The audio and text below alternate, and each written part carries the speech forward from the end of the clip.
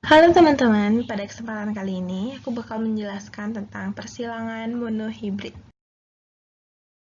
Nah, sebelum kita mempelajari lebih lanjut apa itu persilangan monohibrid, aku bakal jelasin istilah-istilah yang biasanya ada dalam sebuah persilangan.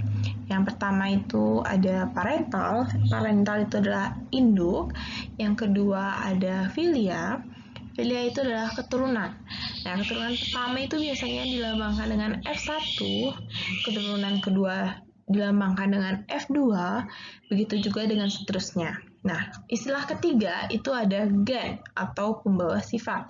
Yang keempat itu ada fenotip. Fenotip itu adalah sifat yang tampak atau sifat yang bisa diamati oleh panca indera.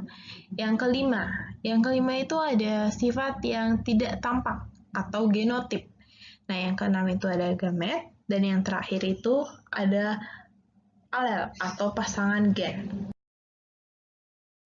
Gen. Biasanya pada persilangan hukum Mendel, gen ini akan disimbolkan dengan huruf-huruf.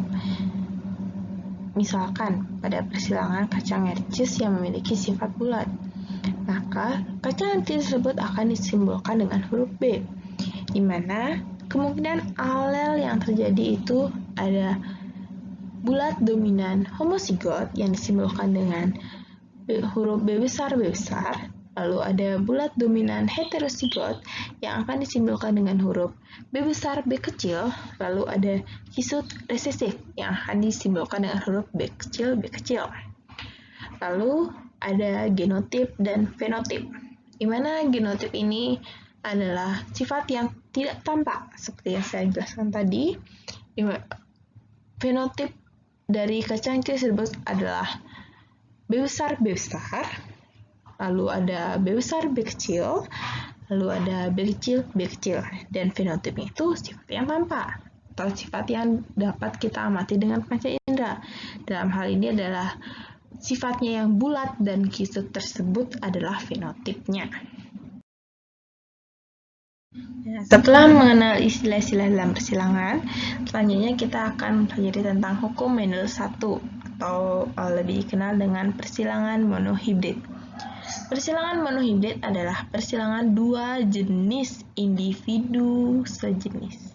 Dua individu sejenis dengan satu sifat beda. Contohnya, persilangan antara kacang ercis yang memiliki sifat bulat disilangkan dengan kacang ercis yang memiliki sifat kisut. Nah, kacang ercis sifat bulat ini disimbolkan dengan huruf B besar, B besar, dan kacang ercis kisut ini disimbolkan dengan huruf B kecil, B kecil. Pertama-tama, kita tentukan dulu gametnya. Gamet pada kacang ercis bulat, B besar, B besar. Karena hurufnya sama, kita pakai satu aja, yaitu B besar. Lalu, gamet pada kacang ercis kisut itu B kecil. Nah, F1-nya adalah B besar, B kecil. Fenotipnya bulat. Bulat dominan heterozigot. Nah, setelah menemukan F1-nya, cara menemukan F2-nya adalah dengan menyilangkan F1 disilangkan dengan F1. Berarti parentalnya itu B besar, B kecil disilangkan dengan B besar, B kecil.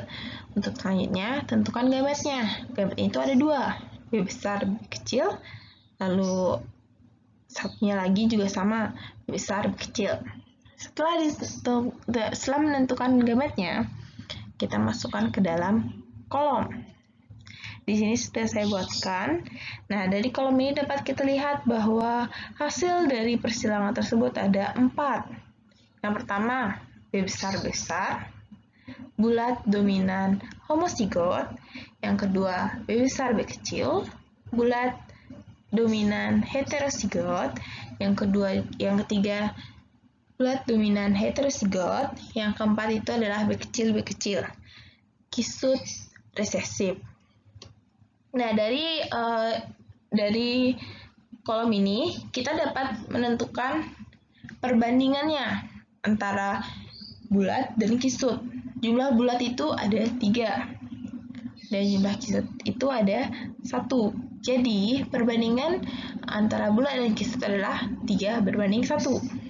Lalu kita juga bisa menentukan persentasenya dari perbandingan yang kita dapat, di mana persentase bulat adalah 75%, didapat dari 3/4 kali 100%, dan persentase kisut adalah 25%. Cara nyarinya sama, yaitu 1/4 kali 100%. Nah, itu dia penjelasan dari aku.